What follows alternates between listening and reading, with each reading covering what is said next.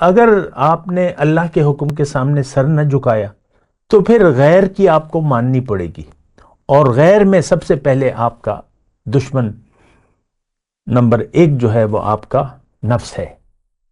میرے آقا صلی اللہ علیہ وسلم فرماتے ہیں کہ اعدی عدوک نفسک الذی بین جنبیک، تمہارا دشمن نمبر 1، دشمنوں کا دشمن، اعدی عدوک، دشمنوں کا دشمن تمہارا نفس ہے جو تمہارے پہلو کے اندر ہے۔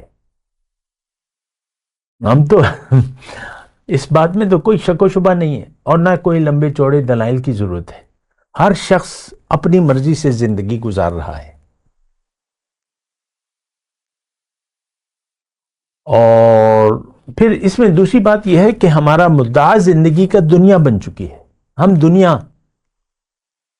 دنیا پرست ہیں، اور دنیا، مفاد دنیا کے سامنے ہم نے اپنا سر جھکایا ہوا ہے۔ ہم اپنے مفاد کے تحت زندگی گزار رہے ہیں، ہم دنیا کے فائدے کے لیے زندگی گزار رہے ہیں۔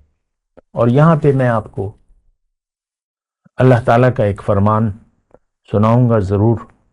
اللہ تعالیٰ نے قرآن میں فرمایا ہے کہ قُلْ هَلْ نُنَبِّئُكُمْ بِالْأَخْسَرِينَ أَعْمَالًا، کیا میں تمہیں نہ بتاؤں سب سے زیادہ نقصان میں کون لوگ ہیں؟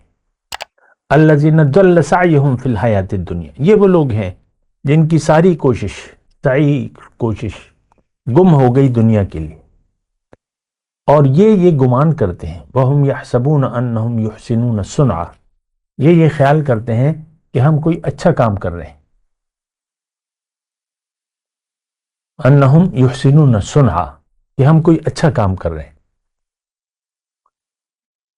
ٹھہر جائیں ذرا، دوبارہ سمجھے، جن کی سب سے زیادہ نقصان میں اچھا، یہ جو آج میرا وہ ہے نا موضوع، بہت دور کی گمراہی میں کون ہے؟ الذین ضل سعیہم فی الحیاۃ الدنیا، جو دنیا کو منزل بنا کے اپنی ساری زندگی دنیا کے لیے اور دنیا کی بھاگ دوڑ میں لگا دیتے ہیں۔